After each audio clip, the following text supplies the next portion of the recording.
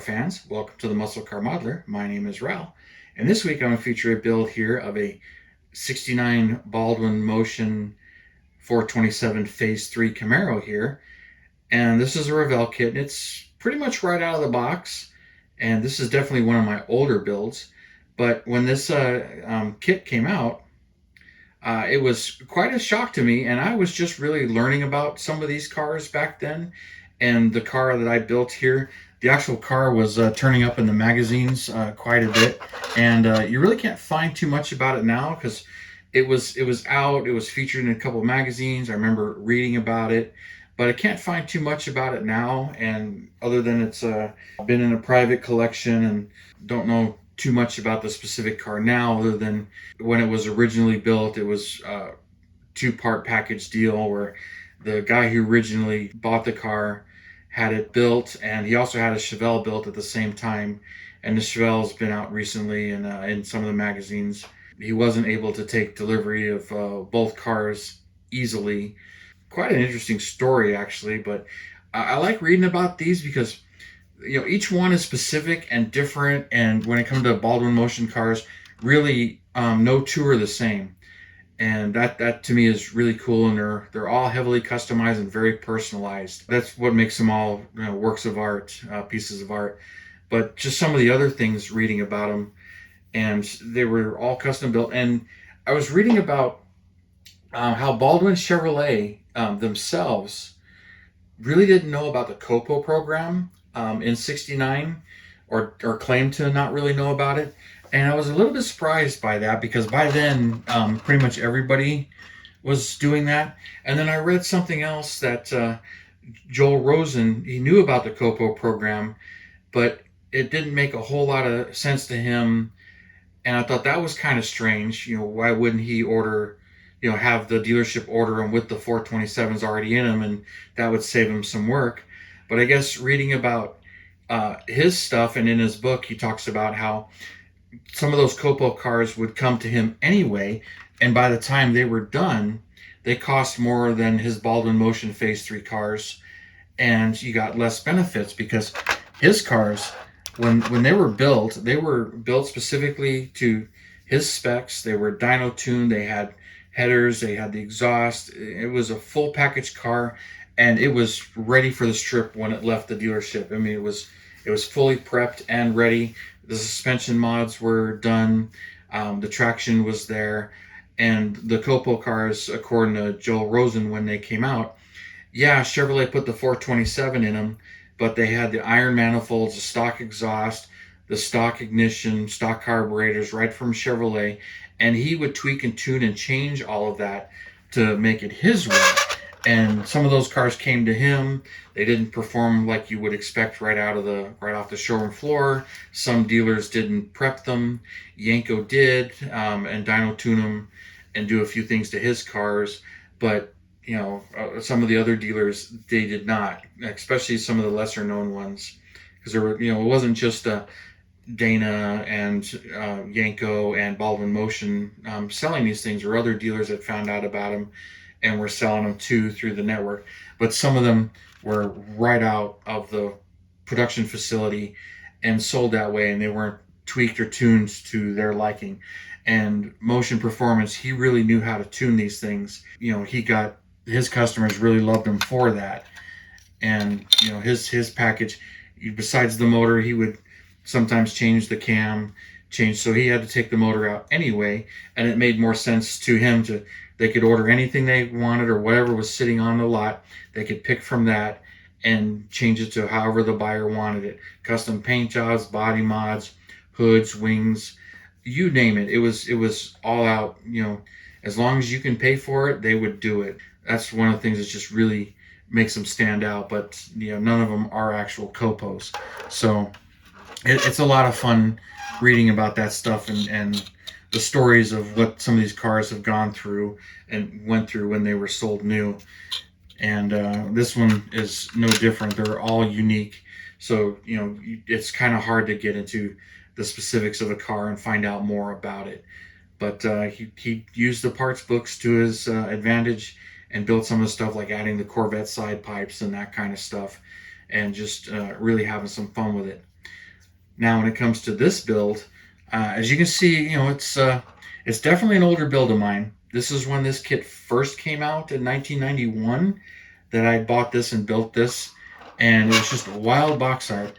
I was finding out about Yankos and Baldwin Motions at the time. Like I said, reading a lot of car magazines. This car was prominently being featured. Revell came out with their kit, which it's interesting to note. The original box on this, and I'm actually working on another video, the Skips Fiesta box does not say Baldwin Motion anywhere on it. And the instructions don't say Baldwin Motion on this kit when it first came out. So if anybody got one of those kits, I'll throw the box art up here, of course. And it isn't on there. The re-releases say Baldwin Motion Camaro. It's been released a couple of times, and they did it in a green color like this on the box art. And there are a couple of issues of that. But they do say Baldwin Motion on the reissues. But the original Skips Fiesta Camaro just says 427 Camaro. It doesn't say anything about Baldwin Motion. It does have a line on the side of the box that says dealer prepped and tuned, but no actual mention of Baldwin Motion, which is kind of funny. But it came with the decals. They were in there.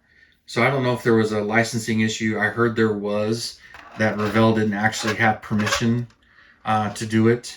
So there's some stories about that, but I don't know too much about that, so I'll kind of leave that alone.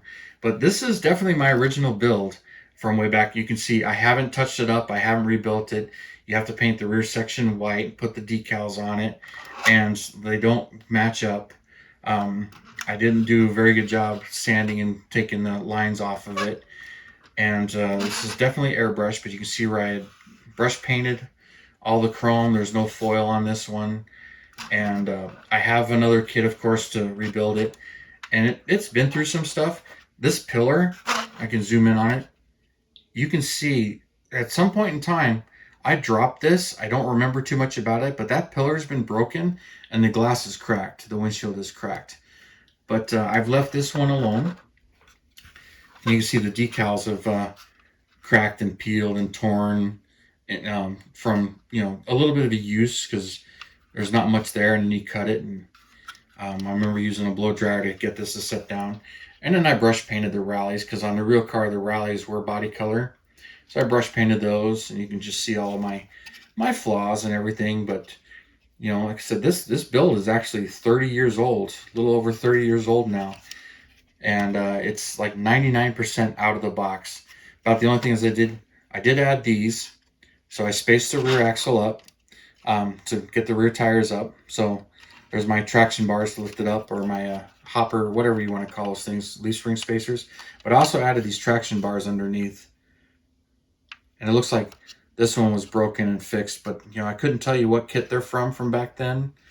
And I didn't sand off the Revell 1990 on there. I do that now, but you can see the entire bottom side is pretty much brush painted. No sloppy glue jobs. Really nice silver fingerprint right there. And it's probably me painting some of this exhaust and just got my finger on it. But that's just, what I was doing back then. And not complaining. I was pretty happy with it. And I've kept it all these years and never actually rebuilt it. But there's the whole front end, and boy, the camera really just catches everything. I didn't even see. Is that actually in the paint? No. Okay. Anyway. But it could probably use a little bit of polishing, but I don't want to mess up the decals or anything. So I just leave it alone. And then the interior is all painted white, but you can kind of see the red plastic coming through it in spots. But I had airbrushed all of that and then brush painted the details on it. But this one's been with me a really long time, and just haven't ever rebuilt it or redone it, but really like how it came out. And I'm gonna build another one, whether or not it's gonna be green or a different color, but the real car is green, and there's some tow bars that kind of go on the front, tow hooks or loops in the front. I may scratch build those and then do the rear suspension mods again like I did on this one, but built it pretty much right out of the box. And I may find a later issue for the better decals. I think I do. The original 1990 decals were a bit muddy, but they came out pretty good. So I get interested in possibly rebuilding this one, but I'm going to leave this one. It's one of the few that still has the silver paint on it. Never foiled it. So this is definitely one of my authentic builds from the high school era, and then I didn't redo it or touch it up, because many of them I did. Sometimes just polishing the paint and adding the foil on it, because when I polish, the silver will usually come right off. But like this one's got that broken pillar, and it's been that way for a very long time. So figured I was gonna show this one off and enjoy showing it to you. I think I showed the motor, but there's the motor on it. Don't really have any decals under there, but painted the horns gray. And then one of the braces is actually missing now, one of these braces. This one's there, this one isn't. But, and it's funny, I got parts kits, so I could grab that part and put it back in there. And then the underside of the hood. Not my best paint job. Got a big nice glue smudge mark right there on the hood. But it is what it is, and you see how skill evolves and changes. I mean, it's all part of the game. The more you build, the more you're gonna get, the more you're gonna improve, is how I want to word that. So the more you build, the more you're going to improve, and you just, you have no choice but to learn things as you build. But this is one of my nice ones from way back then, but it's still with me and it's still here. And you guys seem to really enjoy these, so I don't mind showing off some of my older builds here. So I appreciate your time and that you guys enjoy this stuff. So you guys, you have a wonderful weekend, and I'll see you next Saturday. And I appreciate all the likes and subscribes and all the comments. So you guys, I'll see you next Saturday.